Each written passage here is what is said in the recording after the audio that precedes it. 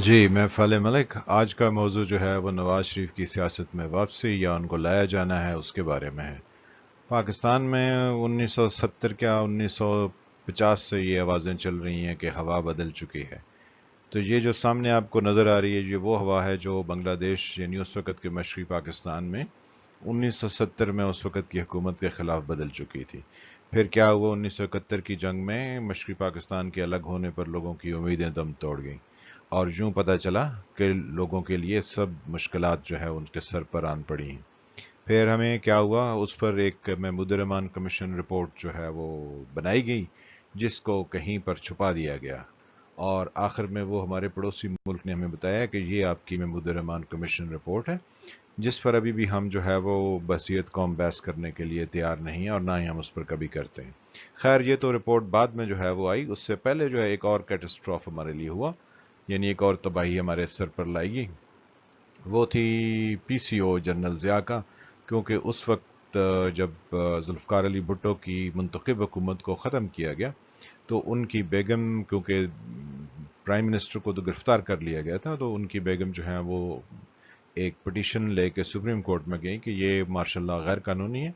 तो उसके नतीजे में एक पीसीओ जारी कर दिया गया, यानी एक ऐसा कानून ऑर्डिनेंस की शक्ल में जारी किया गया कि जिसमें उसके तमाम मार्शल लॉ के अहकामात को कोर्ट की जुरिस्डिक्शन से बाहर निकालना था या दूर रखना था, कि इस पर कोर्ट जो है वो किसी तरह का कोई अमल दखल ना करे। तो जजेस को कहा गया कि जी या तो आप घर चले जाइए या पीसीओ पर ओथ लीजिए।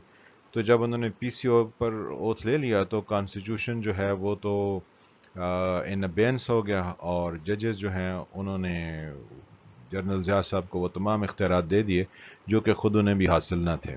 तो ये इस लतीफ़े के बाद जो है वो इन मौसूफ़ ने हमारे साथ ये किया कि ओथ लेने के बाद ये दरियाफ्त पे निकल पड़े कि इनको क्या करना चाहिए। फिर उन्होंने हर वो खेल खेला जो कि हर अनाड़ी खेलता है, और अल्टीमेटली इनके एक साथी जो हैं वो नवाज शरीफ को तलाश करके ले आए, और वो तब से लेकर अब तक हम पर मुसल्लत हैं। तो ये आज की जो है वो बदली हुई हवा की जो कहानियाँ चल रही हैं, ये उसके बारे में हमारी पहली दरियाफ्त जो है वो इन साहब ने की। फिर इन्होंने हमारे मुल्क के अंदर वो तमाम खराबियों के बीज बोए जिनकी फसलें जवान हुई और अब हम उसको मुसलसल काट रहे हैं, लेकिन वो ख़त्म होने का नाम नहीं लेती हैं। अल्टीमेटली हमें जो है वो इनसे जब छुटकारा मिला तो उसके बाद हमारे ऊपर जो है वो एक और साहब तशरीफ़ ले आए जिन्होंने कहा फर्स्ट पाकिस्तान। और फिर इन्होंने तमाम वो चीज़ें अमेरिका को दे दी जो कि वो ख़ुद भी अमेरिकन एक्सपेक्ट नहीं कर रहे थे। ये सब कुछ दे के इन्होंने कहा जी फर्स्ट पाकिस्तान। फिर इन्होंने नवाज शरीफ के ऊपर एक केस पर मेहरबानी फरमाई और उनको सऊदी अरब के हवाले कर दिया। फिर उसके बाद वो नवाज शरीफ साहब जो हैं वहाँ पर कहते रहे कि जो मेरा तो कोई मुआहदा नहीं है। फिर बाद में कहने लगे 5 साल का मुआहदा, फिर 10 साल का। तो उस 5 और 10 साल के तरद्दुद में आके हमें वो जनरल ज़िया साहब दोबारा याद आ गए, जिन्होंने कहा था मैं तो 90 दिन में इंतखाब कराऊंगा तो चला जाऊंगा, लेकिन वो 11 साल तक उस मुल्क पर मुसल्लत रहे। और उस वक़्त तक रहे जब तक जो है वो बकौल गुलाम इसाक खान कि उनका त्यारा हवा में पत गया। तो उनके साथ जो है वो ये हुआ, तो वो उन्होंने हमारी जान छोड़ी, वरना वो आज तक मौजूद होते और नवाज शरीफ जो है वो हमारे वज़ीर आज़म होते। खैर, जब इन्होंने नवाज शरीफ को यहाँ से भेज दिया तो फिर इन मसूफ़ को भी जाना पड़ा। जब इन पर केस चला तो ये सुप्रीम कोर्ट से भाग गए, और ये ऐसे भागे कि मुड़ के जो है वो वापस नहीं आए, और ये मानते भी नहीं है कि ये कोर्ट से जो है ना वो भागे हुए। कहते हैं नहीं जी मैं तो कानूनी तौर पर आए हूँ। तो हमारे साथ कैसे कैसे लतीफ़े हुए। फिर इन पर जो है वो उसके बाद एक केस चला पनामा का, जिसमें उन्होंने कहा जी कमी असम्बली में कि जी ये हैं वो ज़राए, और फिर वो ज़राए कभी सामने ना आए। फिर इनके कतरी दोस्त जो हैं वो इनकी मदद को भी ना आ सके, और अल्टीमेटली इनको पनामा के केस में अकामा पर निकाल दिया गया।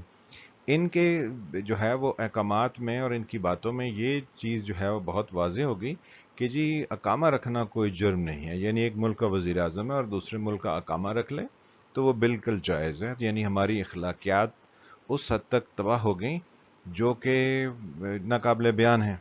और कौम की भी माशाल्लाह वही हो गई कि जी खाते हैं लेकिन लगाते भी तो हैं।